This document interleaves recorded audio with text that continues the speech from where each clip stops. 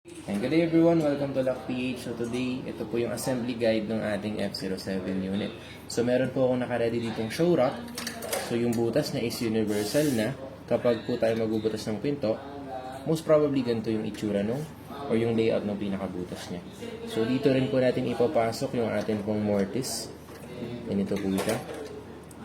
So ito, depende po yan sa orientation ng door, kung saang side po natin siya binubuksan, kung either paloob po ba, palabas, pakanan, or pakaliwa. So sa akin, pa-left side yung bukas, so ganito po yung itsura niya. Or dito mag-i-slide yung ating pong door. So na-install ko na yung aking pong mortise. Yan. Ganyan lang naman po yung paglagay sa kanya. 4 nails, pero sa akin, 2 lang yung nilagay ko. Then, next step, kunin po natin yung pinaka-manual na cylinder key. So, dito sa akin is nakaputol na siya. Depende po sa kapal ng pinto. So, initially, mahaba po yung atin pong bar sa part na to. Babawasan lang po natin yan, depende sa size or thickness ng door natin. Then, kapag okay na, bawas na, lagay po natin siya dito sa part ng mortise. Pasok po natin sa loob. Ayan. So, kapag nailagay na po natin, kunin natin yung nail or yung screw. Higpitan po natin siya dito.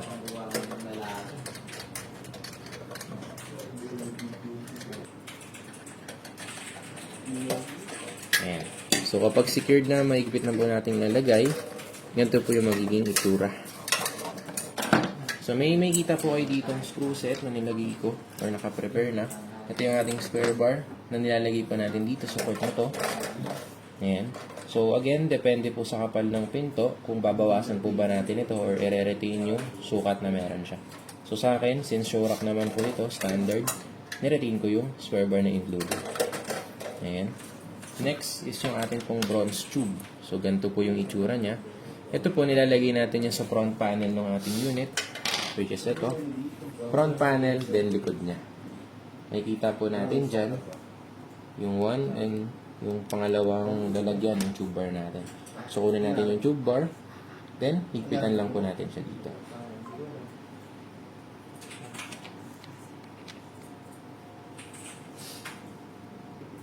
And so, once nalagay na po natin yung dalawang tube bar dito, pwede na po natin siyang ilapat dito sa show rack natin. So, again, ipapasok natin itong wire dito sa butas na ginawa ko. Then, magiging ganyan po yung itsura niya. Kailangan lang po natin itong i-secure para next naman natin gawin is ilapat naman yung kanyang backplate, which is itong metal na to.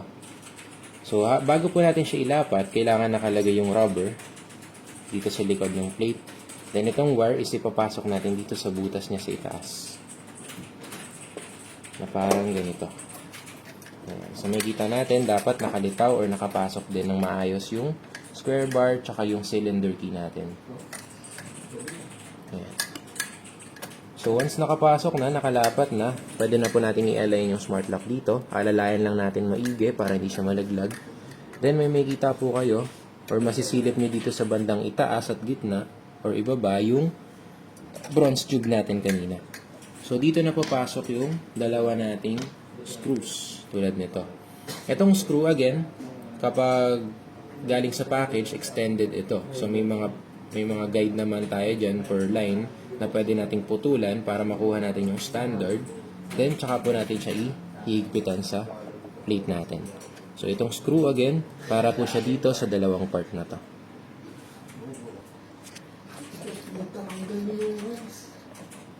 Ayan, so ganyan po siya. Make sure lang natin na before nating higpitan totally yung dalawang screw, is pantay yung pagkakalagay natin. Mas maganda gumamit tayo ng level bar dito sa taas para masecure natin na pantay talaga yung pinto. So, once nilagay na natin yung backplate, hindi po tayo magkakaproblema sa alignment. Same goes dito po sa harap. Ayan. Pwede po nating huwag masyado higpitan para ma-adjust pa natin siya. So, kapag secured naman na, okay na yung alignment natin, pwede na natin siyang higpitan. Ayan. So, sa akin, medyo mahigpit naman yung pagkaka-install ko.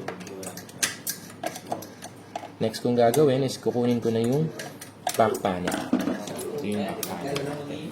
So, sa back panel, may isa tayong i-attach na metal, which is yung sa deadbolt. So, ganito siya. So, kung mapapansin nyo, putol din yung pinaka-metal niya. So, extended din ito. Again, depende sa kapal ng pinto. Puputulan lang natin yan. para maipasok po dito sa ilalim na po. Ayan.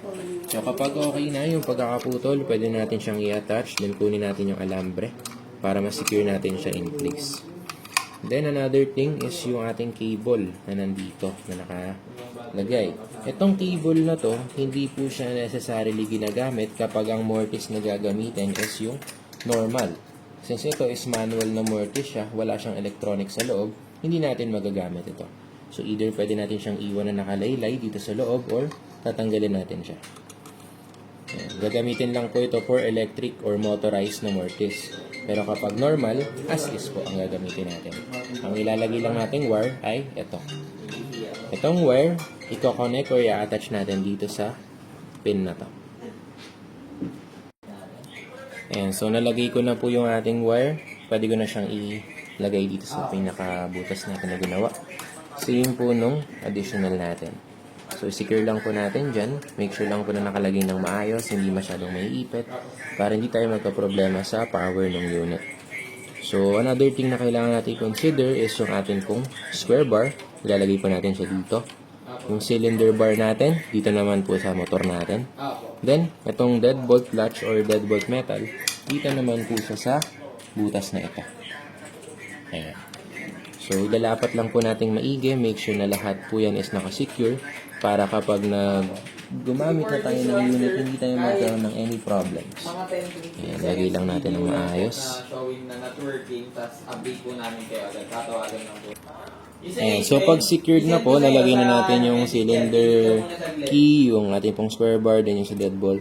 Punta na po tayo sa back. Alalay lang po muna. Makikita natin yung screwhan dito. 1, 2, then 3. Ayan, so higpitan lang po natin yan gamit yung mga natitirang screw na meron po tayo dun sa packet. Yes po, sir. Lock. Ayan, so ito na po yung unit natin. Para matest, ganahin natin yung deadbolt. Okay naman po. Then yung ating pong manual. Then pwede natin ikabit yung battery. Okay, sir. Go ahead.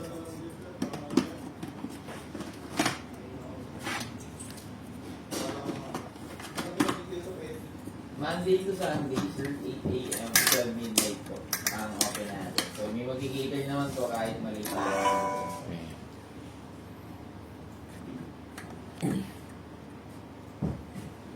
Pag-activate. Quezon City naman po. Bali yun, sir.